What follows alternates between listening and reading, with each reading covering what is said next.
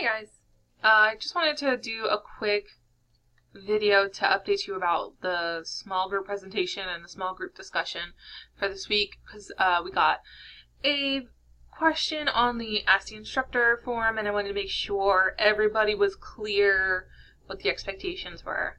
So there's two separate group role play scenarios. So the first one is the one where you are working together this week to do a two-person role play, and that should use nonviolent communication as your method of treatment, I guess, or your strategy for that session. That is just an informal, you don't have to record it or submit it, it's just so that you guys practice the skill and then can reflect on using the skill and practice in your process note due on Sunday. But then you have the small group presentation, which is a little bit bigger ordeal. So that's going to be a group role play where everybody plays a role in the scenario, and then you use two different strategies or modalities to diffuse tension in the group or to move the group along the process of development. Nonviolent communication can be one of them. Talking papers is another one, and you'll practice that next week. And we'll review a slew of them, and you can decide what is going to be the most applicable to the conflict scenario you're going to use for that project at the end of the semester.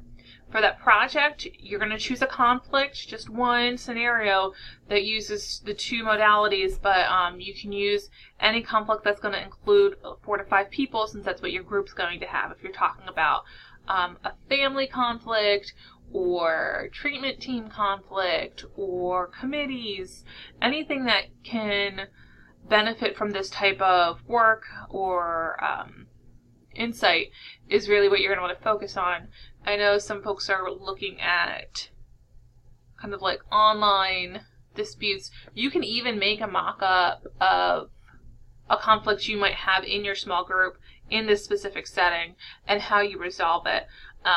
But I think your most dynamic examples are going to be the ones that you find in the social work field. If you're talking about working with other case managers or with a family and treatment teams, things like that. If you have any questions, let me know. But that role play should be about a half hour long. I think your best bet for recording it, since you guys are all coming from different places, is probably Zoom. But if another thing works for you, that's fine with me.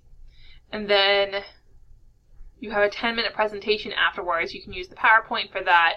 But you want to make sure you really drill down into the experience of doing that role play and why you chose those specific strategies. So the total should be about 30 to 45 minutes as far as the entire presentation.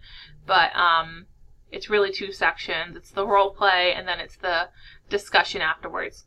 If you have any questions about what the discussion should entail, feel free to let me know.